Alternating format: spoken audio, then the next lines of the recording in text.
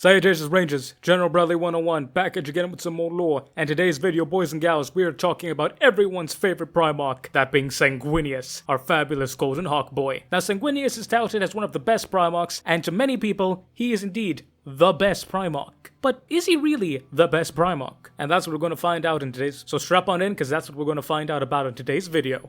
So, why do most people think that Sanguinius is objectively the best Primarch? Well, there is an actual answer, and then there is a technical answer. The technical answer is that, oh, he was the perfect best Primarch because he was the one that died. And yes, while there were many Primarchs that did die, Sanguinius' death was the most impactful and the most hurtful, the most memorable, the most emotional. It had the most weight to it. Hence why many fans believe that Sanguinius was indeed the perfect Primarch, so that his death would just hurt that much more. You compare his death to the death of Ferrus Manus, whom a lot of people don't like and are just indifferent towards. You cannot tell me that the death of Ferrus Manus is the same as the death of Sanguinius. They are two very different deaths, and one weighs so much more than the other. Sorry, Iron Hands fans. Y'all just can't seem to get a win. But in today's video, we're gonna go over 5 key different aspects of Sanguinius to see, is his title of the best Primarch actually deserved, or is it just the fans putting words in GW's mouth? The first thing that we're going to cover is design. How does he look, and how does he work? Design-wise, he is nearly perfect. He is an angel, truly angelic, clad in gold, bearing the skins of animals, with crimson teardrops upon his skin. He is just perfect. His whole design structure and design element are just beyond perfect. Aside from his facial features, which are very much angelic, he's an incredibly handsome man, and one of, if not the most handsome, his only rival being Fulgrim. But whereas Fulgrim has a very gaudy tone to him, Sanguinius' features are very soft in a sense, compassionate.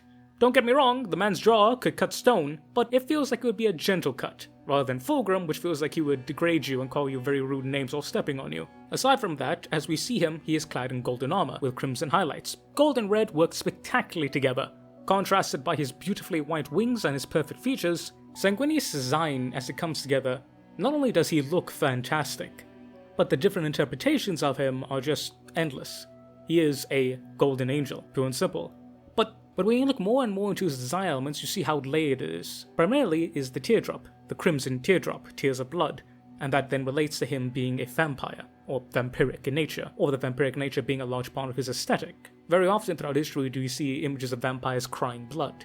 That is something that is often associated with them. Moreover than that, it's a symbol of the tears which the Legion shed, both past and present, and in the future, given the death of Sanguinius and how badly they suffered. The curse of the Red Thirst integrated in it, and Sanguinius himself and the terrible pain which he bears. But moreover than that, you see that he is a warrior. He is ordained with a large feline pelt, and that is a creature from his homeworld which he slayed. You see that while he is indeed that kind, soft, gentle angel, he's also a warrior. His weapons are a great saber and a massive spear. But those elements combined portray him as both a gentle, righteous savior, but at the same time a wrathful and vengeful god. The perfect aspect of an angel. Whilst we in the modern day consider angels very much to be these gentle, divine, holy figures, which they indeed are, in the Old Testament specifically, they were often used as messengers, but moreover deliverers of wrath. They were God's instruments, his servants.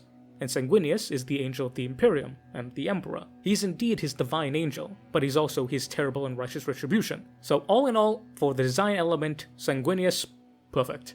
No one can ever fault him for his design. He looks great, he feels great. But the question is, how does he act? And that is his personality. Sanguinius' personality, again, he gets top marks.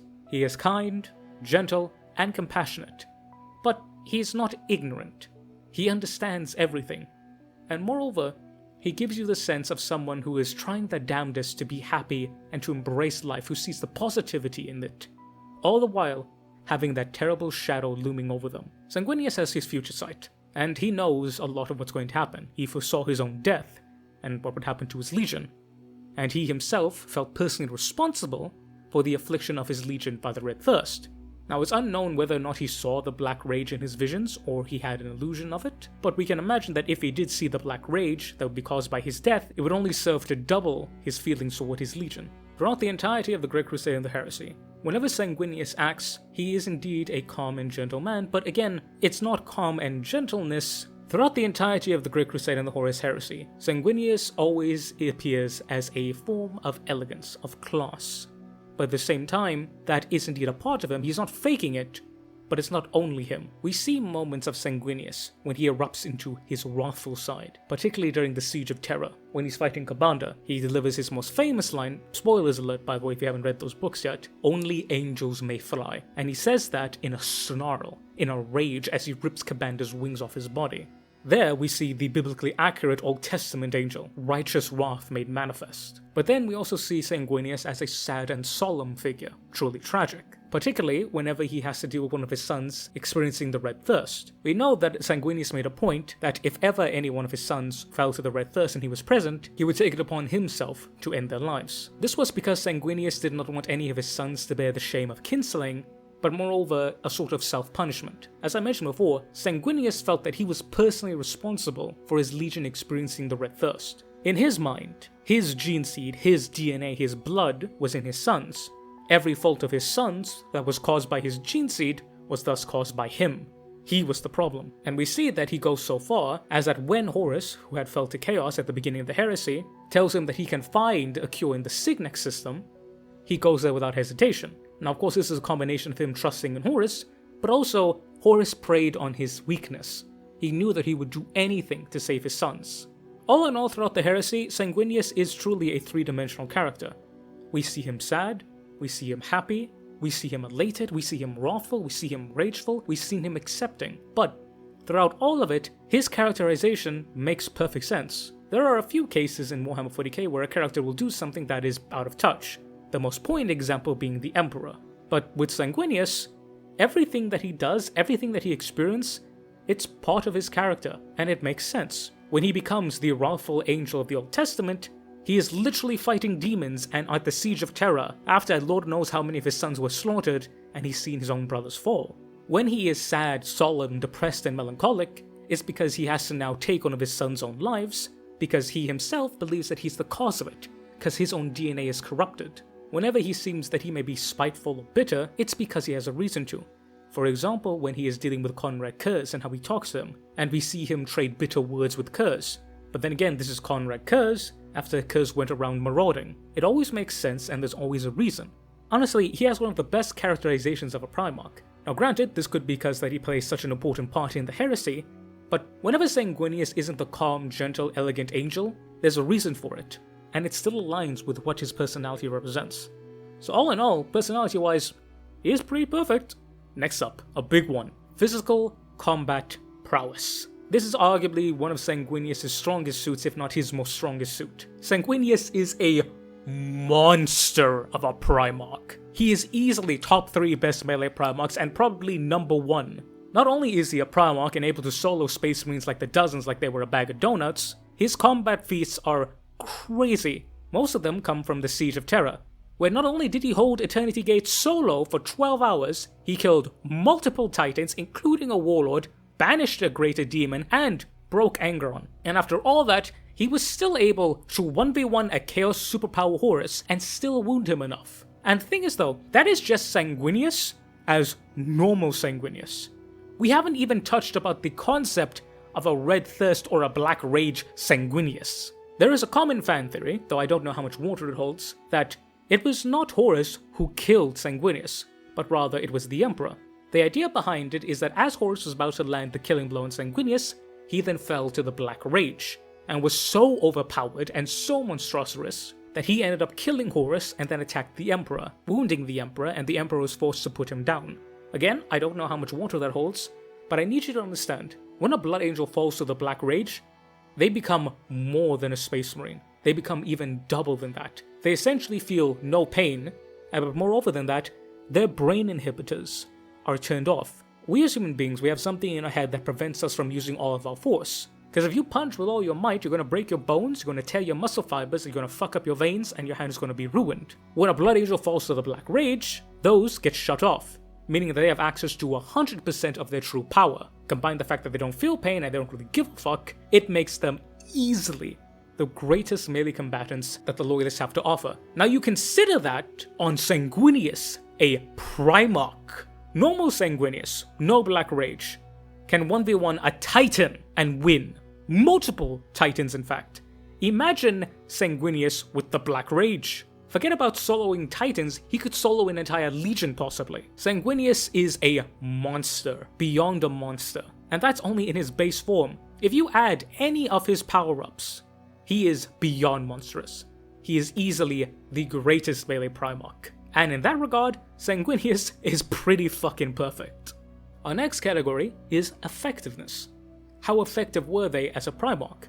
Not only as a general, but also a ruler and a governor and a leader. Here again, Sanguinius earns top marks. As a ruler and as a leader, we know that not only was he able to liberate his entire world, but moreover every single tribe followed under him, and they adored him so much that they literally worshipped him as a god. But despite that, he still was able to guide them. He turned his legion, which was known as the Revenant Legion, the Corpse Eaters, monstrous mutants who many times were on the verge of destruction, into literal angels. They went from being the worst of the worst, whom the Imperium even denied the existence of, to being the poster boys of the Imperium, the angels of the Emperor, the sons of the Great Angel, the truest and most perfect aspect of a Space Marine. When Rabute Guilliman created the Imperium Secundus, he was the administrator, the Lion was the general, and Sanguinius was the figurehead. He was the leader, because not only did people love him, he had a level head. Guilliman knew that Sanguinius could govern just as well as any of them. He was kind and compassionate, but he was not soft, nor was he an idiot. He knew what he needed to do. We see that during the Great Crusade, whenever Sanguinius needs to handle a compliance, he is not just a general. He's able to handle it as a diplomat as well as a skilled administrator at the same time. His whole thing was balance, having a balanced, calm, reasonable approach. And not only in the good side, but in the bad side as well. If a world needed to be razed or destroyed, Sanguinius was able to do that. He did not shy away from that. He didn't like it, but he understood the necessity of it. Sanguinius could easily bring a world into peace via negotiation, he could easily take over a damaged world and rebuild it via an administrator, and he could easily destroy a world if need be. Not to mention, as a military commander, Sanguinius, one of the greatest that the Imperium has. He understood the strength and weakness of his legion, and he understood the strength and the weakness of his enemy, and if he didn't, he was humble enough to learn and ask. He did not suffer from any arrogance, and most importantly, he learned from his mistakes. Not only was he adaptable, but without any arrogance or hubris to cloud his judgment, he was able to think tactically and critically, meaning that not only was he physically a monster on the battlefield, mentally he was also a nightmare to face. So all in all, Sanguinius as a leader, as a military leader, a civil leader, a legion leader, he is, again, one of the best, and pretty bloody perfect. And that brings us to the fifth category. How is he as a character, as a person? Is he a good guy? Is he a bad guy? And if he is a good or bad guy, what role does he serve in the story? There are many tragedies in Warhammer 40k. One could make the argument that every single legion, every single Primarch has a tragic story of their own. But Sanguinius, some would argue, is one of the more tragic. Now, while many people could say that the traitor legions are truly tragic, when you look at what ultimately happened to Sanguinius, there is a fair case for why he is the most tragic. Sanguinius struggled from the beginning of his life, dealing with the two aspect side of him, that being the angel and the demon. We know that the first time the demon was let loose was when his family was threatened by a pack of mutants. Sanguinius tore them open with his bare hands and ripped apart with his teeth. He became a monster. He became a demon. Ever since then, that experience is something that worried him. He lost control and that scared him. We are told that when he was reunited with his legion, he had two visions. One, the vision that he eventually became, but the other, him being a revenant lord at the head of monstrous vampires, destroying and carving out everything. Some people speculate that this is if he fell to chaos, but whether or not chaos was involved, this was him becoming the demon, if not in name, in all the practicality. But despite all the negativity that was surrounding him, despite all the pressure and terrible nature that he felt, Sanguinius never let them get him down. He always looked towards the bright side of life. He always saw the negative side of life, and he did not dwell on it. He knew that life was a challenge and he accepted it wholeheartedly. He was not someone who was easily dissuaded, nor was he someone who was easily scared. He saw all the terrible, crude, vile machinations that life had to offer, and he took it on the chin. He fought for what he had. He rejected fate, because he would be the man that he wanted to be. And what he wanted to be was a good man. Sanguinius was never ambitious. All he ever wanted was for his family to be happy, and that meant everything from his family of Baal, to his legion, to his brothers, to the Imperium at large. He was a kind man, but he was also wrathful. Again, two sides of the same coin. But we see that throughout the heresy, Sanguinius is a man who wanted nothing. He did not want anything. He had no ambition. He didn't want to be a lord. He didn't want to be a god. He didn't want to be a general. He just wanted the people around him to be happy. Yet, he was forced to be all of those things. He was forced to fight his brothers. He was forced to lead his sons against their cousins. He was forced to do everything. And despite it all, we see that he never blames other people. He always blames himself. Sanguinius often has imposter syndrome. When people laud him as the righteous angel, he often has to bite his teeth, because to him he is flawed. He never gives himself the benefit of the doubt. Even when time and time again he'll rise way and above, he will be the first one to criticize him. If he saves 99 people, he will dwell on why can't he save that one. He is a very sympathetic character, because he experiences bouts of rage. He experiences bitter feelings. He's not this perfect happy-go-lucky character. He is happy because he knows that he has a choice. He could either be negative or positive. And we see his moments of negativity. We see him tap into his rage. We see him sad. We see him depressed. We see him melancholic. And all the time, it makes sense. And at the end of it, he always rises up out of his stump. He simply tells himself, I must be better. And he carries on. He never blames anyone else. He always blames himself. But he never dwells on it. He never complains about anything. He does what needs to be done, and he gets it done. And ultimately, that is why so many people love him. Because he's just a good guy, forced to do bad things, and he never blames anyone else. Nor does he complain. He simply does what he needs to, for the sake of his family. And in that regard, Sanguinius as a character and as a person, well, he's perfect. So, now that we've answered those 5 questions, we're taking a look at Sanguinius in those 5 aspects. Is Sanguinius really the perfect Primarch? And the answer is no. He's not. If you're confused, don't worry, you should be. Sanguinius got perfect in everything, right? So why is he not the perfect Primarch? You see, ultimately it comes down to this. He's not perfect, but since he's not perfect, that's why people think that he is perfect. Now, I promise I'll start making sense in a quick second here. But Sanguinius, as a character, he excels in so many aspects, but he's also human. Sanguinius genuinely blames himself for every bad thing that happens, especially when it comes to his legion. He is constantly bombarded by visions of the future, which show him and his legion falling from grace. And despite all of that, he still chooses to rise above it. In fact, many people believe that's why Sanguinius is so good, because he believes that he's so close to being bad, that he does everything in his power to not fall to evil. Sanguinius is scared, not only for his legion, but of himself. He's so afraid that that negative future will come true, that he does everything in his power to not let it come true. He's not a perfect man. He makes several mistakes, and again, when he makes those mistakes, he doesn't blame anyone else, he blames himself. But he doesn't do it to a point where it becomes toxic, and he doesn't do it to a point where he becomes incompetent. He always ends up swallowing it down and focusing at the matter of hand. He always puts other people first and himself second. He's selfless. And when people see him do this, they often look at him and say, wow, he's perfect. But he's not. If you ask Sanguinius what he is, he would say that he's a failure, which is also incorrect, but that's how he feels. And we see that that's quite a common case with many people. When you see someone who looks like they have everything in order, they look like they have a perfect life, they look like they're the best thing ever since sliced bread. If you sit down and you talk to them and you ask them, they'll be the first one to tell you that there's so much more I could be doing. They're the first one to point out all of their faults. Why? I don't know why, but that's how they are. They always feel the need to be better. Sanguinius suffers from that. He knows he's not perfect, and he hates that about him. He believes that because he's not perfect, every bit of suffering that happens is because of him. He blames himself, which is not true, mind you, but to him it is. And ultimately, that is why people think that he's perfect. But he's not. Yet, that's why people think he is. Because of his imperfections, people think that he is a perfect man. Or as close as a perfect man as we can get to. You may have heard the term Mary Sue or Gary Stu be thrown around. That refers to a character that always succeeds, gets everything right, has no convincible flaws, and never suffers a defeat.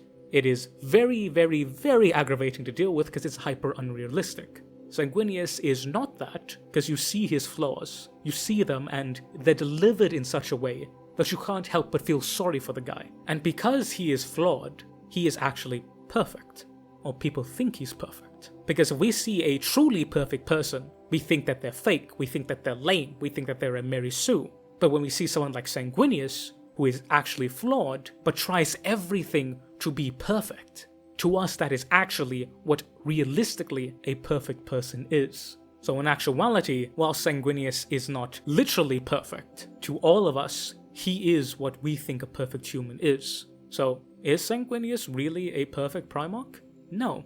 But because he's imperfect, because he has flaws, to us, he will always be the perfect Primarch. But, yeah. Ladies and gentlemen, thank you all so very much for watching, I appreciate it, but let me know down below, what do you guys think about Sanguinius? Do you agree with what I said? Do you think he is the perfect Primarch? Do you think that he is not? Do you think that he's truly deserving of that title? Or do you think that another Primarch deserves it? But I want to thank you all so very much for watching, it means the world to me, and I want to give a massive thank you to my channel members! Massive shout out to my Lieutenant tier members, shout out to Mr. Eddie V3 and Miss Majora of the Void. Big shout out to my Sergeant tier members, Mr. Damiak, Mr. Andy McGee, Mr. RB20 Guy, and Mr. Warsmith.Fireheart. And finally, shout out to my private tier members, Mr. Thomas Moslons, Mr. Ivan_SBW, and Mr. Michael Hayeda. Thank you all also very much for joining up. It means the absolute world to me that you guys put so much faith in me that you're willing to support me. Y'all have no idea how much this means to me. I will always be so thankful for you guys and everything that you do. Sign up to the memberships, gain access to these videos a full day early, usually, but while we're doing Brad's Christmas special, that's not the case. You gain access to some exclusive roles and servers on the Discord, as well as a bunch of other awesome benefits, and you get to help your boy out, and you guys get to be involved with a lot of decision making of this channel. But remember, this will always be free, and I would love you whether you join or whether you won't. Yes, I will. Mwah. But ladies and gentlemen, I've been the General Bradley 101. You've been beautiful, awesome, and amazing people. Thank you all so very much for watching. Make sure to stay loyal out there, boys and girls. And I will catch y'all next time. Dismiss, Rangers.